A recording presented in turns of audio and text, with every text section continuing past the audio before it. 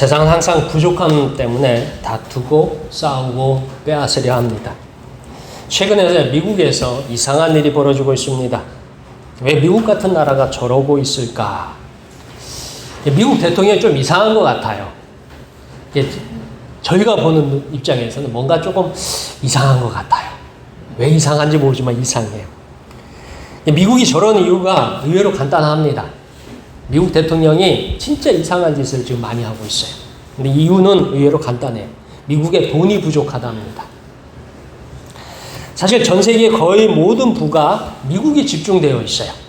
미국은 부자 나라입니다. 근데 미국에 왜 돈이 부족하다는 거야? 라고 생각합니다. 미국엔 해마다요, 세계에서 돈 많은 부자들의 순위를 발표하고 있는데, 거기에 보면 대다수가 미국인들이 세계에서 가장 돈이 많다고 자랑하고 있어요. 그러니까 1등부터 뭐 50등까지 아주 포브스지에 보면 미국인들 전 세계에서 돈 많은 부자들의 이름들이 쭈루루룩 나옵니다. 혹시 관심 있으면 한번 찾아보세요. 그럼 거기 대부분이 다 누구예요? 미국 사람들이에요. 우리나라 사람들은 거기 어쩌다 가끔 한두 명 들어가면 난리가 납니다.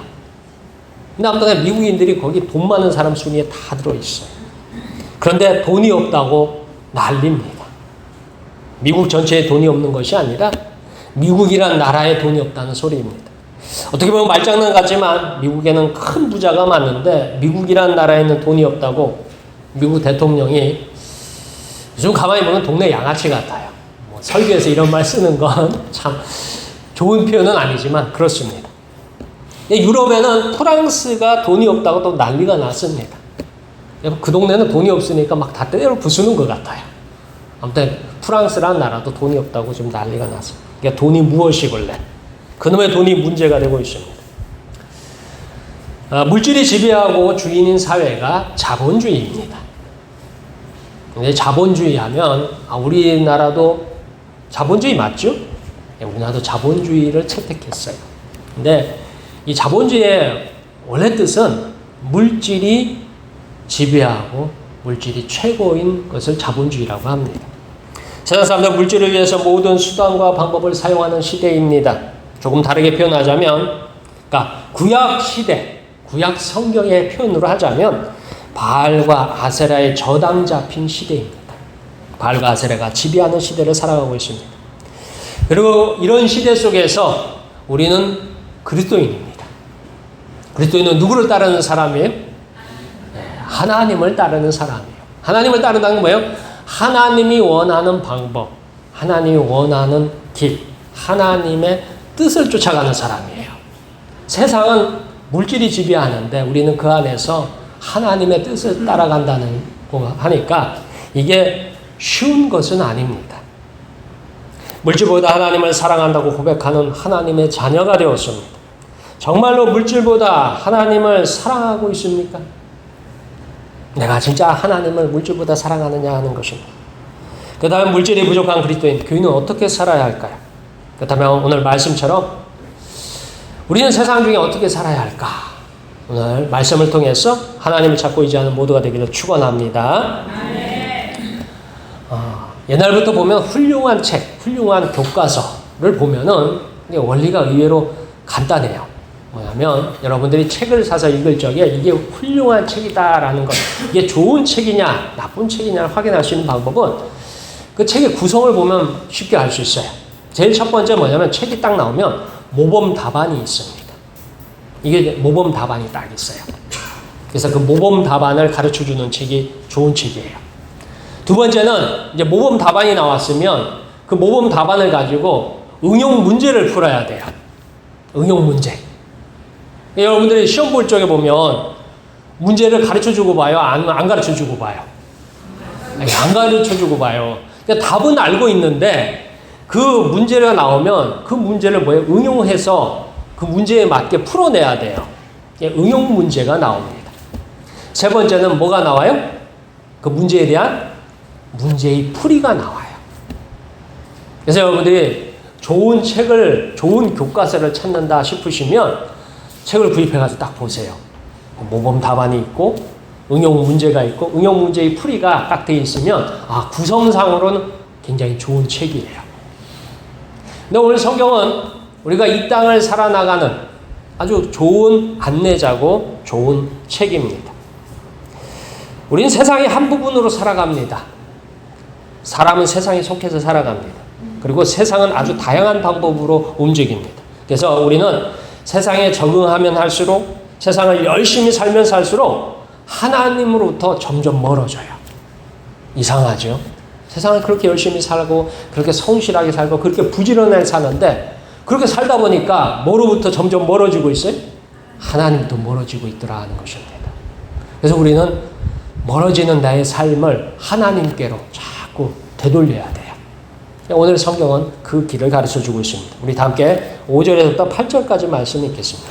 5절부터 8절까지 말씀 우리 함께 읽겠습니다. 시작. 또 이르시되 너희 중에 누가 벗이 있는데 밤중에 그에게 가서 말하기를 벗이여 떡 세 덩이를 내게 구워달라. 내 벗이 여행 중에 내게 왔으나 그가 안에서 대답하여 이르되 나를 괴롭게 하지 말라. 문이 이미 닫혔고 아이들이 나와 함께 침실에 누웠으니 일어나 내게 줄 수가 없노라 하겠느냐. 내가 너희에게 말하노니 비록 벗됨으로 인하여서는 일어나서 주지 아니할지라도 그 간청함을 인하여 일어나 그 요구대로 주리라. 아멘. 오늘 누가복음 11장은 예수님께서 기도를 가르쳐 주시는 장입니다. 예수님께서도 우리가 세상 중에서 사는 걸 알아요. 예수님이 기도를 가르쳐 주시는데 누가복음 11장 1절에서부터 4절까지에는 모범 기도가 나와요. 모범 답을 가르쳐줘요.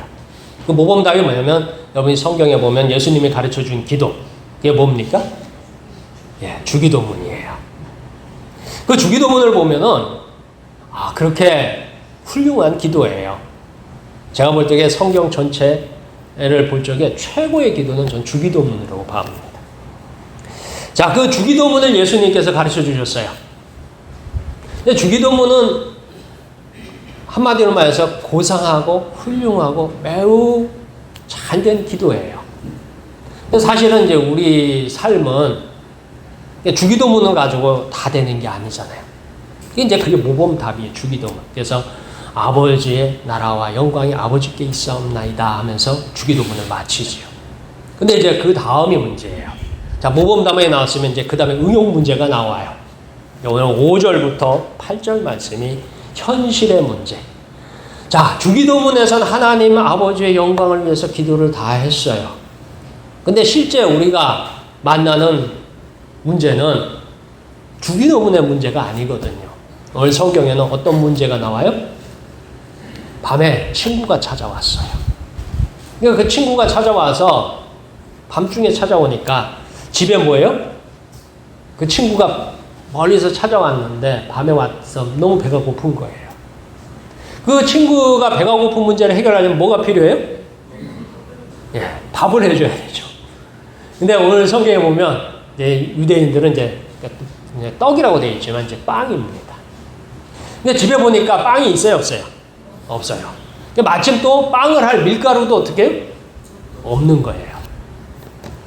친구는 배가 고파서 그 먼 길을 찾아온 이 친구를 위해서, 그 배고픈 친구를 위해서 빵이 필요한데 몇 개가 필요하다고 나와요, 오늘 성경에?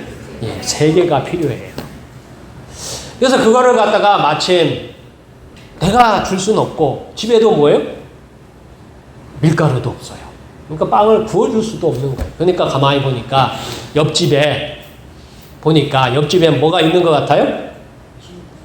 네, 그 집에는 떡이 있는 것 같아요. 그러니까 이 사람이 밤에 일어나서 그 집을 찾아가가지고 어떻게 해요? 그 집의 문을 두드리는 거예요. 두드리면서 찾는 거예요. 찾으면서 요구하는 게 뭡니까? 떡 3덩이를 어떻게 해요? 예, 구워달라. 뭐 이 얘기죠, 밤에. 이 굉장히 현실적인 문제예요. 떡 3덩이가 지금 없어요. 이게 먹어야 할 이 떡 3덩이가 없기 때문에 밤중에 그것을 구하기 위해서 옆집을 방문한 거예요. 그 옆집과 아주 친한지 아니면 덜 친한지 아니 얼굴만 알고 지내는지 모르겠지만 이제 밤에 방문해가지고 그 집 문을 두드리는 거예요. 근데 이제 그 집주인이 이미 이제 다 정리하고 침대에 누웠어요. 가족들이 다 이제 잠자리에 들었단 말이에요. 잠자리에 들어서 자고 있는데 갑자기 문이 꽝꽝꽝꽝 두드리는 거예요. 누군가 싶어서 보니까 옆집 사는 사람이에요. 그가 친한지 어쩐지 모르겠지만 옆집 사는 사람이 와가지고 급하게 문을 두드려서 왜 그러시냐고 물으니까 옆집 사람이 뭘 요구하는 거예요? 예, 그 집에 뭐 저녁 먹다 남은 떡이 있으면 떡을 좀 달라 그러는 거예요. 그러니까 오늘 성경은 뭐라고 대답해요? 그 떡을 어떻게 내준다 안 준다? 내주겠다라는 거예요. 내주겠다고 이렇게 딱 대답을 합니다. 친구이기 때문에 주지 않도록 간절히 청하는 노력에 떡을 줄 것이다 라는 대답을 듣습니다. 어쩌면 이 이야기는 예수님께서 살던 시대에 일어난 일이거나 일어날 만한 일입니다. 그 시절에 흔한 얘기예요. 근데 이런 이야기가 우리 주변에도 어떻게 해요? 우리 그리스도인들에게 성도에게도 흔해요? 흔하지 않아요? 여러분들한테는 모든 게 만족하고 모든 게 충만하고 모든 게 가득해가지고 굳이 나한테 가서 요구하지 않고 주변에 구하지 않고 손을 벌리지 않아도 다 되는 그런 분이 계셔요? 아니잖아요. 우리 삶에는 물론 오늘은 성경은 떡이 부족해서 드렸지만 우리 삶엔 부족한 것들이 의외로 많이 있어요. 예를 들어서 건강이 부족한 분들 있어요 없어요? 있잖아요. 물질이 부족한 분도 있어요. 또 그 외에도 지혜가 부족한 분들도 있어요. 지식이 부족한 분들도 있어요. 우리 자녀들 키울 적에 그 지식이 없어가지고 노심초사하잖아요. 여러분의 자녀들을 학교를 보내가지고 지식을 많이 배우면 좋은데 어떻게 다 보냈는데 남들은 지식을 많이 가져오는데 우리 자녀는 뭐예요? 그걸 제대로 못 가져오는 거야. 그러면 뭐예요? 부모 입장에서 어떻게 해요? 속 타죠. 그러니까 기도는 유대인들이 생각할 적에 이 당시에 생각할 적에 사람들이 기도는 하나님은 멀리 계신 분이에요. 그러니까 그 멀리 계신 분한테 기도할 때는 고상하고 굉장히 잘 그리고 열심히 하는 것이 기도라고 생각하는 사람들에게 예수님이 기도는 그거예요. 왜냐하면 그런 기도 주기도문으로 가르쳐 주셨어요. 근데 실제 우리에게 필요한 기도는 그거예요? 아니에요? 그게 아니에요. 실제 우리에게 필요한 기도는 우리의 삶에서 만나는 문제더라 하는 거예요. 오늘 떡 세 덩이를 위해서 하는 이 간구가 사실은 뭐였더라고요? 그게 기도가 될 수 있다라는 것을 가르쳐 주고 있습니다. 우리 성도들의 삶 속에서도 필요한 것들, 어려운 것들, 또 바라는 것들이 있다면 그건 얼마든지 기도가 될 수 있어요. 오늘 예수님께서 가르쳐 주신 건 그겁니다. 우리의 삶에 필요한 것들, 우리의 삶에 부족한 것들, 우리의 삶에 진짜 말하기는 좀 그렇지만 대놓고 표현하기는 그렇지만 마음속으로 원하는 것 그것이 뭐예요? 우리의 기도가 될 수 있다라는 것을 가르쳐 주고 있습니다. 비록 그것들이 고상한 건 아니에요. 주기도문에 보면 마지막에 나라와 권세와 영광이 아버지께 영원히 있사옵나이다. 아멘으로 맞춰요. 그러나 우리에게는 그런 고상한 기도가 필요한 게 아니라 당장 손에 잡을 것들, 당장 배를 채워야 하는 것들, 당장 몸에 걸쳐야 하는 것들, 당장 누워서 편안함을 구하는 그 모든 것들이 다 기도가 됩니다. 하나님의 영광은요, 멀리 있는 게 아닙니다. 우리의 삶에 필요한 것들로부터 우리는 하나님께 영광을 돌려드릴 수 있는 줄 믿으시길 축원합니다. 자, 예수님의 기도에 대한 가장 적극적인 표현은 뭐냐면 하나님은 아버지시고 따라해봅시다. 하나님은 아버지시고 아버지이신 하나님께 구하라. 기도의 가장 적극적인 표현은 뭐예요? 하나님은 우리 아버지예요. 나는 그럼 뭐예요? 아들이고 딸이잖아요. 아들이고 딸은 아버지한테 뭐 할 수 있어요? 예, 달라고 할 수 있잖아요. 안 그래요? 그래요? 그렇잖아요. 여러분들 자녀 키워보면 자녀들이 필요할 때마다 누구 찾아와요? 돈 주인한테 찾아와요. 엄마가 돈을 주면 엄마한테 찾아오고 아빠가 돈을 주면 아빠한테 찾아와요. 저는 저희 집에서 찬밥이에요.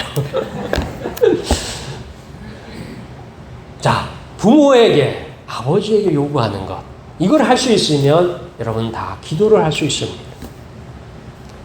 자, 여러분들이 현실에 문제가 있어요. 건강이 부족하든, 물질이 부족하든, 기회가 부족하든, 지식이 부족하든, 진급에서 내가 밀리면 진급이 부족하든지 간에 뭔가 문제가 있어요. 자, 그 문제를 가지고 있으면 기도할 자격이 주어진 겁니다. 두 번째, 하나님을 아버지로 인정한다면 여러분들 기도할 자격이 다시 주어지는 것입니다. 우리에게 기도는요, 자녀가 아버지에게 무엇인가 구할 수 있다면 얼마든지 하나님 앞에 기도할 수 있습니다. 바로 하나님은 아버지십니다. 우리 다 함께 9절에서부터 12절까지의 말씀 읽겠습니다. 9절에서부터 12절까지 말씀. 우리 함께 읽겠습니다. 시작. 내가 또 너희에게 이르노니 구하라 그러면 너희에게 주실 것이요 찾으라 그러면 찾아낼 것이요 문을 두드리라 그러면 너희에게 열릴 것이니 구하는 이마다 받을 것이요 찾는 이는 찾아낼 것이요 두드리는 이에게는 열릴 것이니라. 너희 중에 아버지 된 자로서 누가 아들이 생선을 달라 하는데 생선 대신에 뱀을 주며 알을 달라 하는데 전갈을 주겠느냐. 아멘. 자, 예수님께서 사람들이 할 수 있는 기도를 아주 간단하게 풀어주십니다. 자, 기도의 원리는 의외로 간단해요. 구하라 그러면 너희에게 주실 것이요 찾으라 그러면 찾아낼 것이요 문을 들이라 그러면 너희에게 열릴 것이니 구하는 이마다 받을 것이요 찾는 이는 찾아낼 것이요 두드리는 이에게는 열릴 것이니라. 이게 기도의 원리예요. 여러분들이 새벽에 나와서 기도하든 예배에 기도하든 여러분이 집에 가서 기도하든지 여러분이 무슨 기도를 하든지 간에 기도의 원리는 거예요. 구하고 찾고 두드리는 거예요. 많은 거 없어요. 화려하게 기도 못해도 상관없어요. 길게 기도 못해도 상관없어요. 말을 잘 못해도 상관없어요. 기도는 딱 세 가지 원리예요. 구하고 찾고 두드리는 거예요. 자, 여러분들이 이제 필요가 있어요. 여러분들 삶의 실제 문제, 삶의 필요를 여러분이 가졌어요. 두 번째, 하나님을 아버지로 인정하셨어요. 세 번째 뭐예요? 여러분들이 이제 기도를 실제로 해야 되는데 그 기도의 실제 방법이 뭐냐? 구하고 찾고 두드리면 되는 거예요. 아주 간단하고 노골적으로 기도할 수 있는 이유가 무엇이냐? 바로 하나님이 아버지 되시기 때문입니다. 근데 굳이 이걸 갖다가 성경에 이렇게 기록할 필요가 있느냐? 우리는 다 알고 있는데 할 수 있지만 당시의 유대인들에게는 하나님은 굉장히 거룩하신 분이고 굉장히 멀리 계신 분이고 감히 입에 올리기도 무서운 분이시다라는 것이 유대인들의 생각이었어요. 그래서 교회 안에도 함부로 기도하기 어려워하는 사람들이 의외로 많이 있어요. 대놓고 기도를 못해요. 이게 방법 중에 하나, 그렇게 하는 이유 중에 하나는 이제 현대 심리학자들의 연구에 의하면 무서운 아버지 밑에서 큰 사람은 그런데요. 아버지와의 대화가 부족하면 하나님과의 기도를 잘 못한대요. 그래서 우리 아버지 되시는 분들, 오늘 남신도회, 이 아버지 되시는 분들은 자녀들하고 많이 대화를 하셔야 자녀들이 하나님 앞에 기도를 잘 할 수 있고 잘 받을 수 있고 하나님 앞에 신앙과 믿음이 세워질 수 있습니다. 자녀들하고 대화를 안 하시면요, 우리는 그렇게 살았어 하고서 넘어가실 수 있지만 여러분의 자녀들은 하나님 모르고 자랄 수 있어요. 그러니까 자녀들하고 자꾸 대화를 하셔야 돼요. 우리 성경에도 하나님이 아버지가 되셔요. 마치 예수님이 아들이 아버지에게 요구하듯이 딸이 아버지에게 부탁하듯이 쉽게 설명합니다. 의외로 간단해요. 자녀가 부모에게 요구할 줄 안다면 우리는 누구나 기도할 수 있습니다. 그런데 내가 하나님 앞에 기도하지 못하고 있다라는 것은 하나예요. 내가 자녀일 적에 아버지랑 대화를 해본 적이 없어요. 아버지가 너무 멀리 있어요. 아버지가 너무 부담스러워요. 그래서 주로 누구한테 부탁해요? 엄마한테 찾잖아요. 아버지는 왠지 어렵고, 아버지는 왠지 무섭고, 아버지는 되게 부담스러워요. 그래서 뭐예요? 엄마한테 자꾸 찾아가요. 그렇게 보면 한국교회가 여신도가 많은 이유를 알만해요. 딸이 주로 누구를 찾아요? 아빠를 찾아요? 엄마를 찾아요?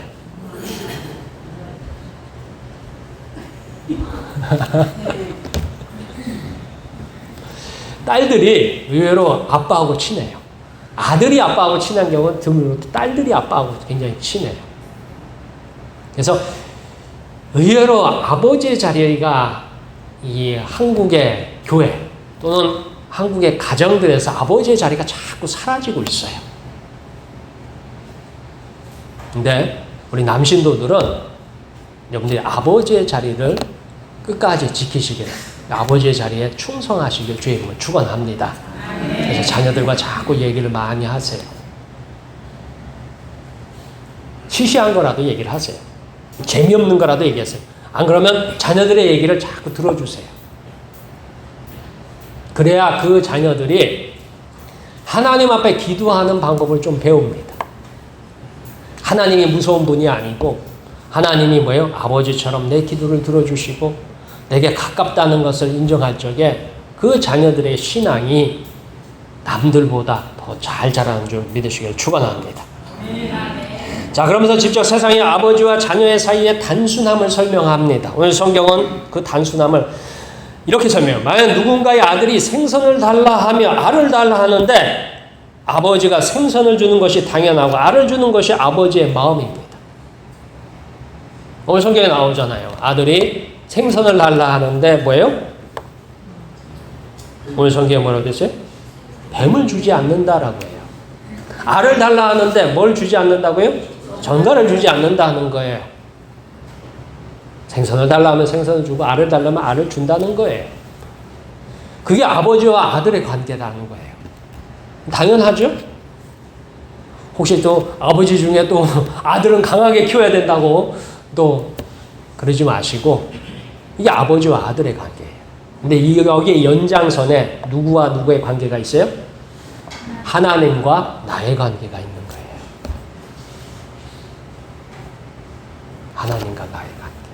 혹시 여기 아버지 되시는 분들이 나는 아버지가 이미 돌아가셔서 나는 그렇게 못했는데 나는 하나님 앞에 기도하는 게 이렇게 어려운데 하시는 분들은 아버지와 나의 관계를 이렇게 되돌아보세요.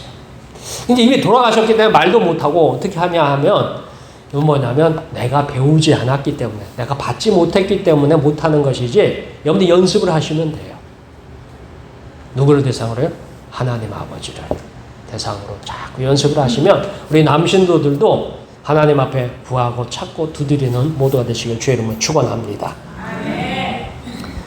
자, 이것이 예수님께서 기도를 쉽게 간단하게 설명하신 이유입니다.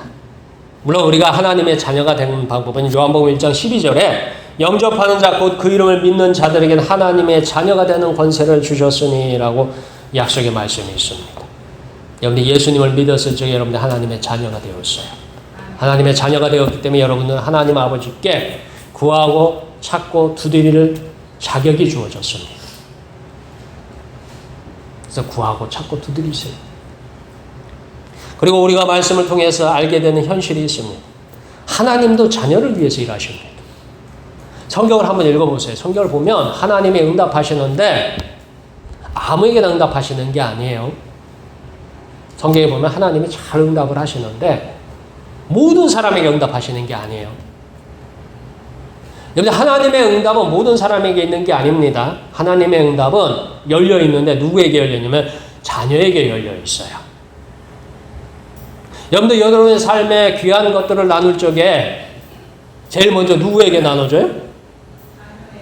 네, 자녀에게 나누잖아요. 우리 권사님들 가끔 보면 그러시더라고요. 그 텃밭에 농사 지어가지고 김치 담아가지고 누구한테 얼른 보내요? 예, 자녀에게 보내죠. 왜요? 내가 사랑하는 자에게. 하나님의 응답도 당신의 자녀에게 열려 있는 것입니다. 아무한테나 하나님의 응답하시는 게 아니에요. 하나님의 자녀가 되면 구하는 자가 없고 찾는 자가 찾습니다. 그리고 두드리는 사람에게 열립니다. 그다음에 구하는 자, 찾는 자, 두드리는 사람이 바로 하나님의 자녀입니다. 우리가 기도할 적에 항상 마지막에 붙이는 이름이 있어요. 마지막에 누구의 이름으로 기도해요? 예수님의 이름으로 기도합니다. 아멘 하잖아요. 이게 주문이 아니에요. 그게 뭐냐면 예수님을 나의 구원자로 영접하는 거예요. 그 이름을 믿는다는 거예요. 그랬을 적에 하나님 앞에 나는 예수님을 믿기 때문에 당신의 자녀입니다. 라는 고백을 하는 것과 같습니다. 이 부분은 예수님을 인정하는 사람이 고백입니다. 예수님께서 우리의 구원자시며 하나님의 아들이심을 인정하는 사람이 할 수 있는 고백입니다. 그리고 동일한 고백을 하는 우리에게 하나님은 아버지로서 구하고 찾고 두드리는 사람에게 응답하십니다. 이게 오늘 성경에서 말하는 내용입니다. 이것이 기도의 원리요 기도의 방법입니다. 우리 주 예수님께서 가르쳐 주신 가장 확실한 기도의 응용 방법입니다. 우리 모두 예수님의 이름으로 기도하기를 축원합니다. 그러면 이제 기도를 했어요. 기도를 했으면 구하는 자마다 어떻게 해요? 예, 주신다고 했죠. 찾는 자에게 뭐예요? 찾을 것이라고 했고, 두드리는 자에게 어떻게 한다고요? 열릴 것이라고 했잖아요. 이거는 하나님의 몫의 응답입니다. 근데 우리가 예수님을 믿다면 예수님의 기도한다면 우리는 항상 기도의 응답을 받습니다. 나는 기도의 응답 받은 적 없는데 라고 자꾸 하시는 분들이 계시는데 기도 응답은 누구나 받아요. 근데 받는데 우리가 원하는 결과, 원하는 방법, 원하는 모든 것대로 받는 것은 아니에요.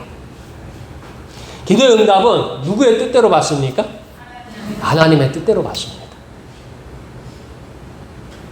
내가 원하는 대로 받으면 얼마나 좋을까? 내가 바라는 대로 받으면 얼마나 좋겠어요. 근데 기도의 응답은 하나님이 원하시는 대로 하십니다. 우리 다 함께 13절 말씀 읽겠습니다. 13절 말씀. 우리 함께 읽겠습니다. 시작.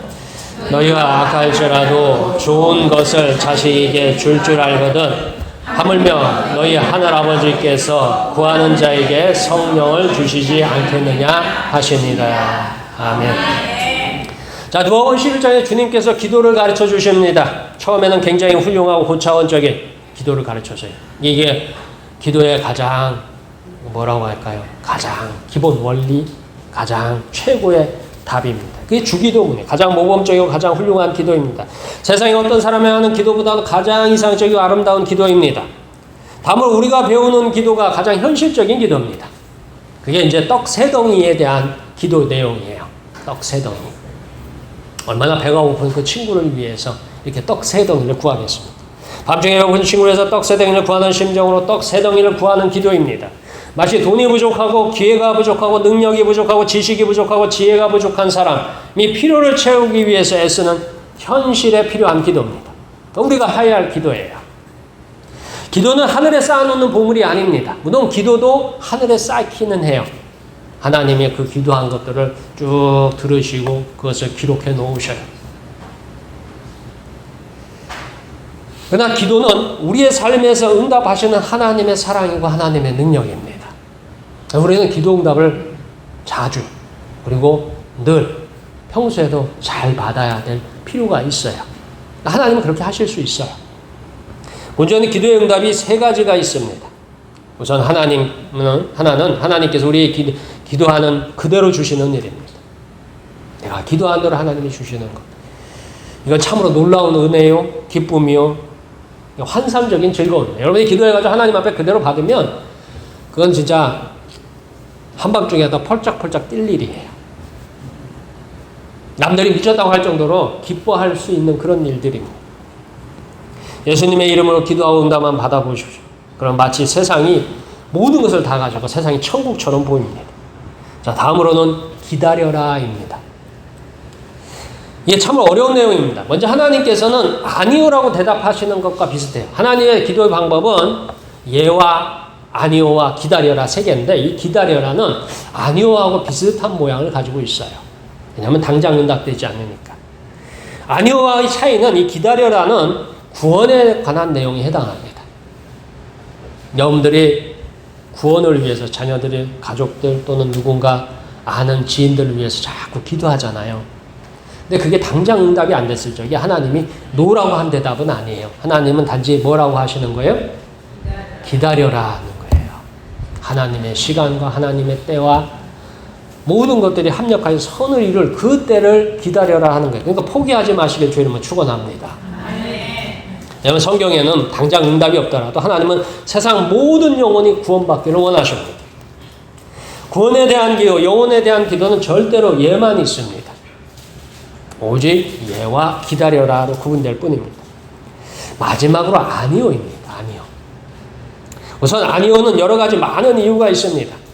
세세하게 성경 말씀을 따라서 확인하고 확인해야 하는 경우도 있지만 의외로 쉽기도 합니다. 바로 하나님의 영광과 상관없으면 아니오라고 단호하게 하십니다. 하나님의 영광. 그 기도가 응답됐을 적에 그 기도가 하나님이 원하시면 응답이 돼요. 하나님이 원하시는 대답, 하나님의 영광과 관계된다면 응답을 하셔요. 그런데 그 기도가 내 욕심과만 관계된다면 응답을 안 하세요. 하나님의 영광을 위한 기도는 어떻게 해야 되느냐? 의외로 여러분들이 간단합니다. 여러분들이 기도할 제목이 있어요. 필요가 있어요. 왜냐하면 여러분들 삶에서 물질이 부족할 때 물질을 위해서 기도하셔야 돼요. 그 다음에 여러분의 삶에서 기회가 부족하면 기회를 위해서 기도하셔야 돼요. 여러분의 자녀를 위해서 기도하셔야 돼요. 무엇이든지 일단은 무엇이든 구하라. 그러면 주시리라 했어요. 이게 기도를 하셔야 되는데 이게 그러면 어떻게 하나님의 영광이 되느냐 하는 것이고 그러면 혼자 기도하시면 안 되면 함께 기도하세요. 특별히 교회 같은 데서는 함께 기도하는 게 좋아요. 교회에서 여럿이 한 주제를 놓고서 자녀를 위해서, 물질을 위해서, 여러 가지 일들을 위해서 하나하나 놓고서 기도하게 되면 우리 모두가 내 문제는 아니지만 우리 교회에 누가 이 문제를 놓고서 기도하고 있다라는 것을 함께 기도하게 되면 옆 사람은 사실 내 문제가 아니죠. 그러니까 누군가 아들이 이제 지금 우리 교회도 고3 수험생들이 이제 대학 진학을 해야 돼요. 그래서 제가 이제 주보에도 우리 수험생 기도를 해놨습니다. 그리고 저도 새벽마다 나오시는 분들하고 같이 어떻게 해요? 수험생들을 위해서 기도를 하잖아요. 사실 그 중에는 수험생들 위해서 기도하지만 자기 가족이 아닌 사람은 자기 기도예요? 남의 기도예요? 네, 남의 기도예요. 그렇죠? 목사님이 하라고 하니까 항상 하는 건 아니지만 어쨌든 그 기회를 통해서 같이 기도하잖아요. 나하고는 상관이 없어요. 그 기도가 응답받는다 해서 내가 영광 받을 일이 있어요? 없어요? 남의 기도는 내가 영광 받을 일이 하나도 없어요. 저는 이제 목사이기 때문에 우리 교인들 모든 사람들이 이제 신방하면서 기도 제목들을 쭉 넣으면 기도를 쭉 해요. 생각날 때마다 계속하고 떠오를 때마다 하고 해요. 계속 그렇게 기도를 하다가 기도의 응답이 받으면 왜 그렇게 마음이 즐거운지 내가 기도 응답 받는 것처럼 즐거워요. 왜 그러느냐? 남의 기도를 해주지만 그 기도가 응답 받았을 적에 누가 일하심을 확인해요? 하나님이 일하심을 확인하는 거예요. 하나님이 일하시는 거예요. 비록 나에게는 그것이 부족한 점이고 그것이 감추고 싶은 점이고 그것이 나에게 지금 문제라서 참 공개하기 어려울지라도 그것을 용기를 내어서 하나님 앞에 이렇게 요구합니다. 이렇게 바랍니다. 라고 기도했을 적에 하나님이 뭐예요? 그 기도를 여럿이 교회가 합심해서 기도할 적에 하나님의 역사를 볼 수 있다라는 겁니다. 그게 하나님께 영광 돌리는 길이에요. 근데 우리는 가끔 그래요. 몰래 숨어서 나 혼자 기도하고 있어요. 왜요? 그게 좀 부끄럽기도 하고 그게 부족하기도 하고 그게 또 뭐예요? 또 그런 거 있잖아요. 소문나면 싫어하는 분들 있잖아요. 그래서 자꾸 나 혼자 담아두고서 나 혼자 자꾸 기도해요. 그건 하나님의 영광을 구하기 굉장히 어렵습니다. 그래서 하나님이 응답을 안 하실 적에는 교회와 그리고 함께 기도할 분들을 구해서 함께 기도하세요. 두세 사람이 모인 것에 나도 그들 중에 있다 하셨어요. 함께 기도할 적에 하나님께서 어떻게 하신다고요? 역사하심을, 일하심을 보게 됩니다. 그러면 나도 기도 제목이 있을 적에 어떻게 할 거야?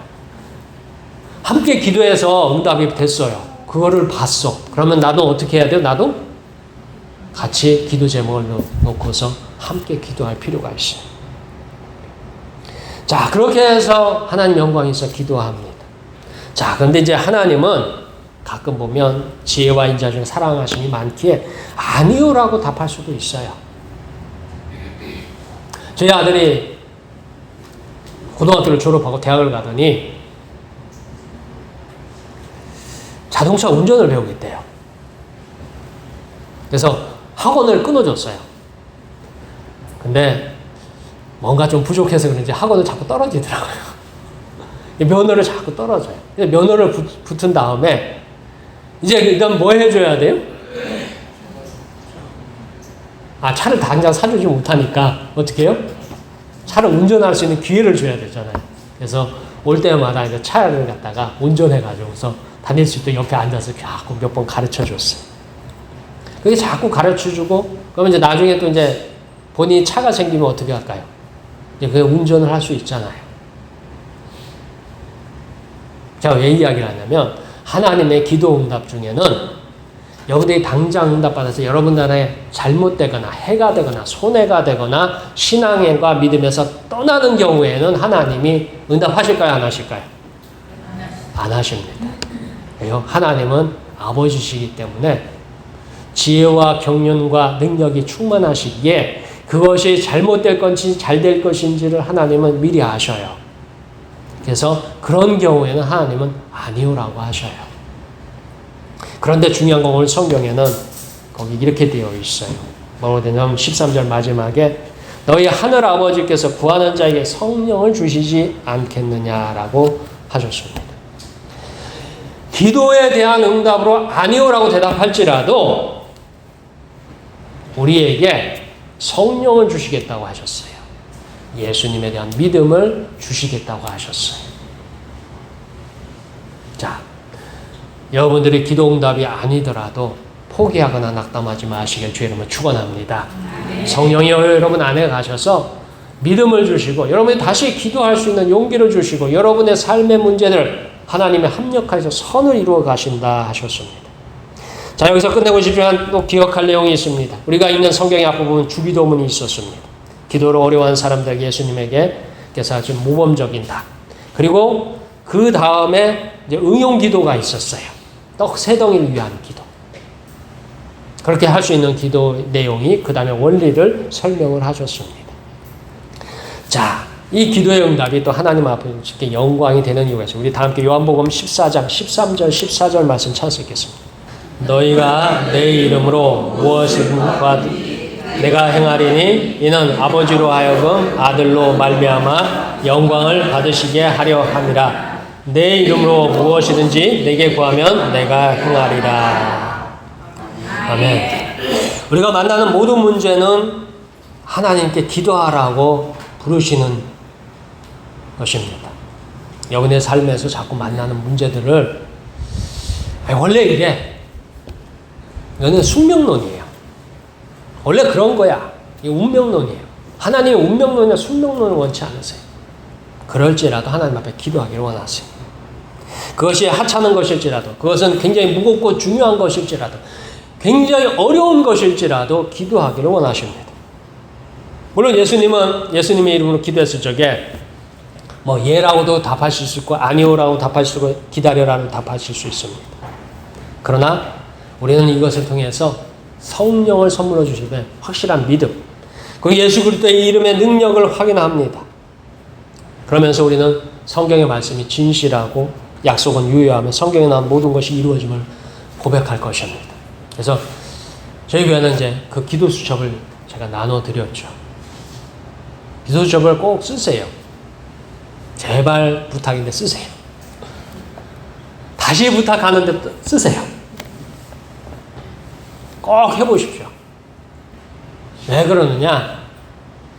하나님은 기도에 응답하셔요. 제가 20대 때 굉장히 힘든 삶을 살았어요.